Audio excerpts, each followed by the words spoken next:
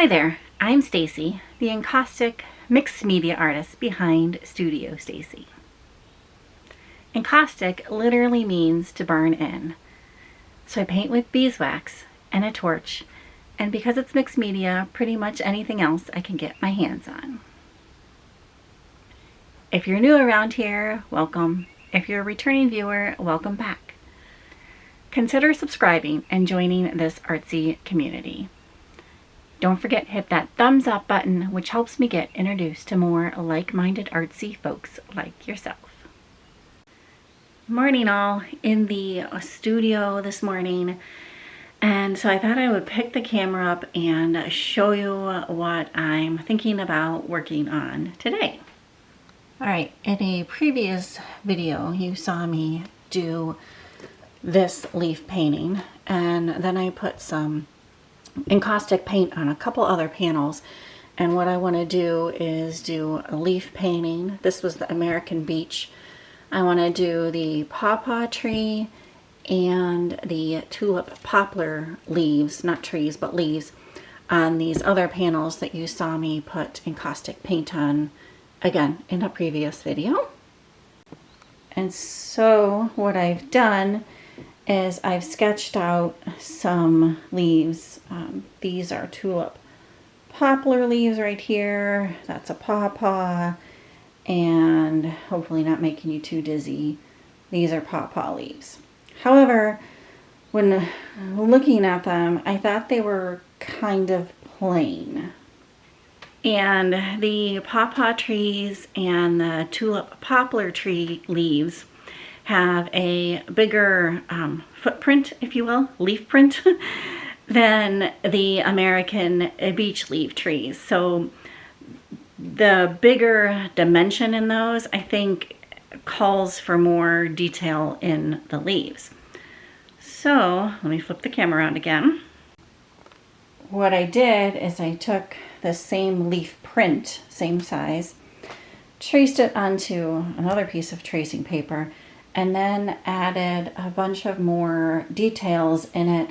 Kind of took a closer look at the leaf itself and added in all of these little details with pencil and such. And then I did the same thing with the tulip poplar, adding in more pencil details to these leaves. And I really like how those sketches, the more detailed sketches, came out. The only thing I'm now questioning is if the encaustic writer and or kistka tool that I used with that American beech leaves will be okay adding in some of these finer lines. So what I'm gonna do today is I've took a couple of these sketches, transferred them to some mixed media paper and into just a little tiny sketchbook. So what I'm gonna do today is just use up some leftover wax, random color that I mixed using the drip tray wax, and see if I can't get some fine lines with this encaustic wax. We'll see. In case you're not sure what I mean about drip tray wax, this tray basically collects all of the wax that, well, drips off of the griddle palette here, and then I eventually melt it down using these little metal containers, pour it into the silicone mold, and typically what comes out is some sort of purpley, grayish, warm tone. Sometimes I get some more cool grays. Just depends on what colors I have on the drip tray, but this is what I'm going to use today because, well, it's just, you know, leftover wax. It's not anything too precious, and it's also kind of, in a sense, quote-unquote, free because it, well, was just leftover wax there. So I'm going to use that today. So I'm not, I don't want to say wasting, but I'm not using more expensive encaustic paint. And I'm going to start with the wax writer and just see how fine of lines I can get with this if I barely touch it to the surface. I want to see how light of lines I can get. And then I'll probably switch over to the electric kistka.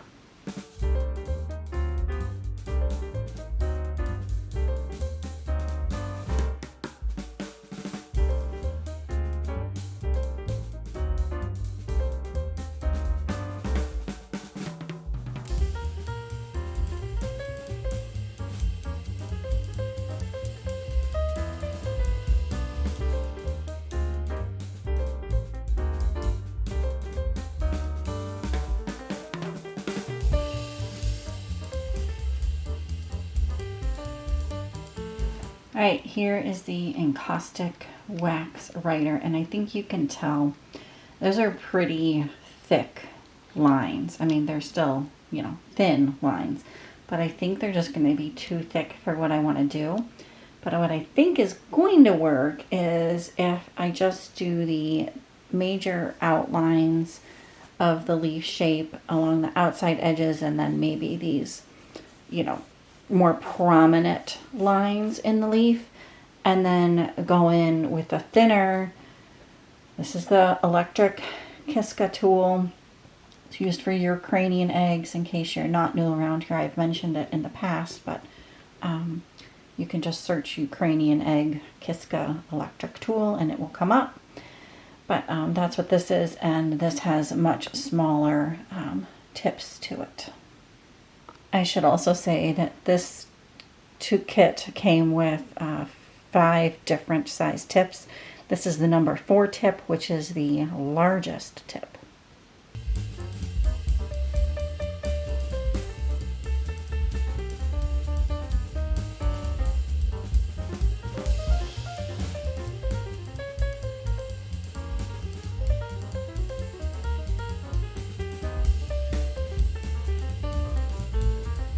And I think you can tell big difference between the encaustic writer and the number 4 tip. And now I'm going to switch out to the number 3 tip, a size smaller. And this particular tool comes with like a set screw at the end. I think you can see that. And it comes with a teeny tiny little, I think it's called an Allen wrench, I believe. And you just stick this in the end there, loosen it ever so slightly. You don't want to take the whole thing out.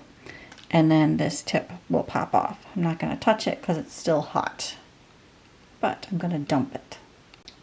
And then of course it's just a reverse process to put the new tip in. This is the number 3 tip. Stick it in and use the little Allen wrench. There we go. And you just tighten it just a little bit. You don't want to over tighten it. And let that heat up just a bit, and then we're ready to use the number 3 tip.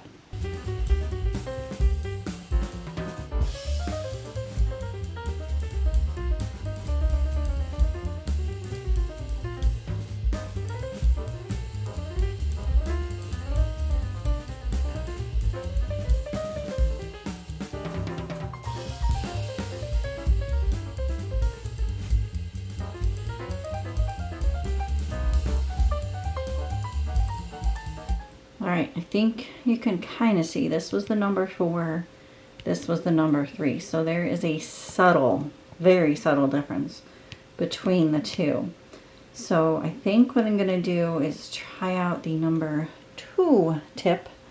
And I just switched that out over to here to see if there's a difference. Because I think what I'm thinking about doing is the outline of the leaf, like the all outline, in the encaustic writer, then taking the number 4 to go in and do these a little bit more prominent lines, and then either the number 3 or number 2 to go in and do these tiny little detail lines in between these, you know, other leaf veins, if any of that makes sense to you.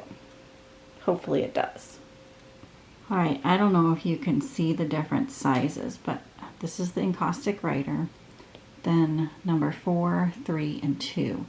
And it's really hard to see, and I can't completely get the camera to focus right. But I think you can see basically the different size holes in all of these tips. Hopefully you can see that. And the number 2 is really teeny, teeny, tiny. All right, and there's very subtle differences. So this was the number 2 in here. Tip. Up here is the number 3, and on this side is the number 4.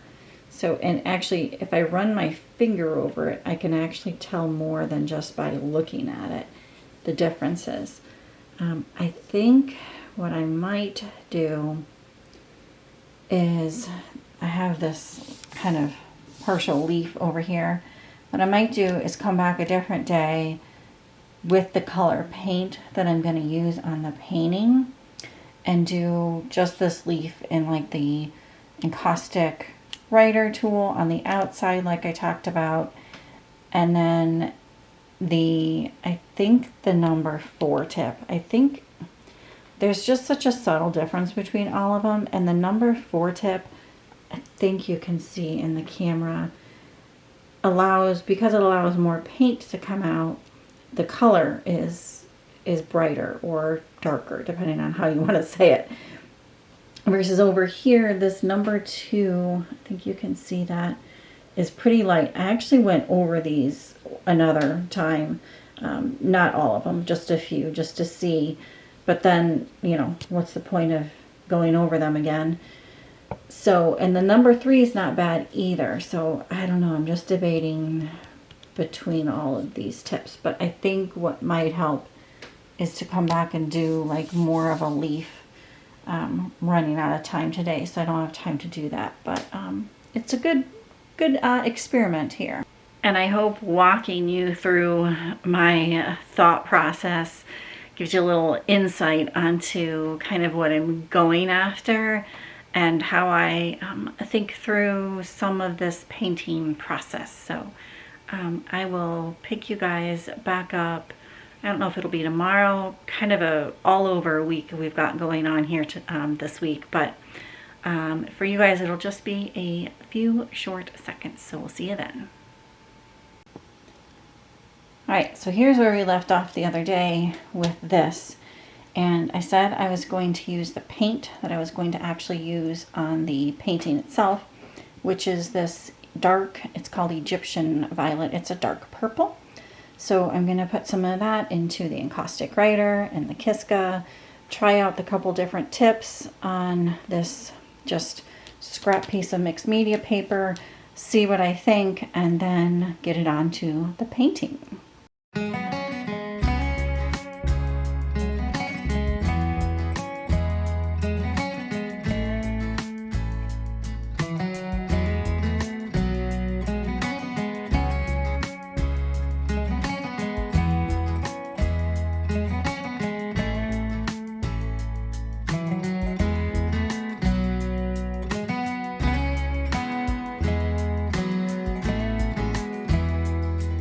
Alright, I think I've made up my mind. I'm going to use, this is the number 4 tip.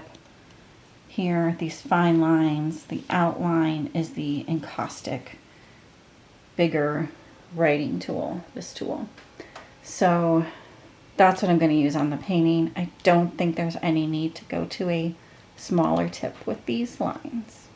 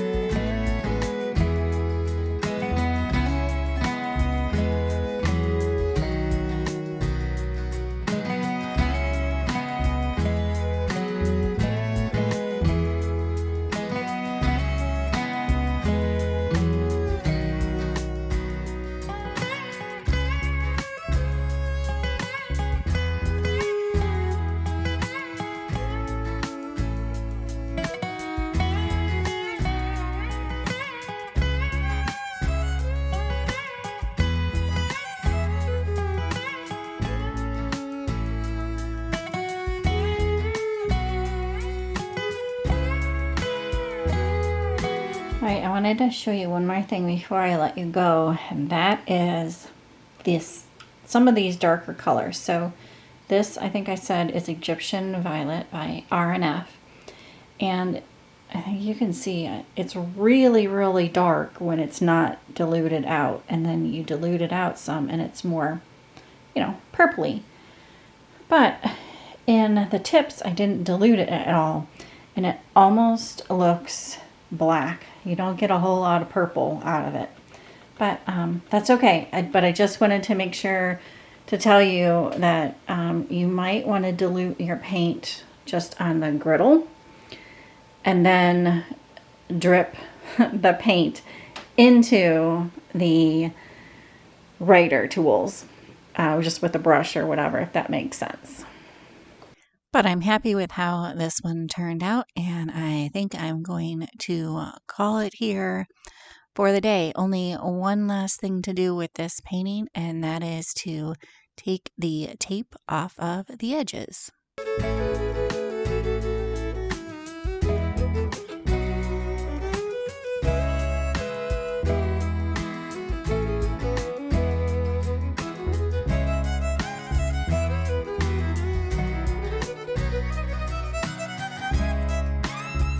As always, I wanted to thank you so very, very, very much for coming along.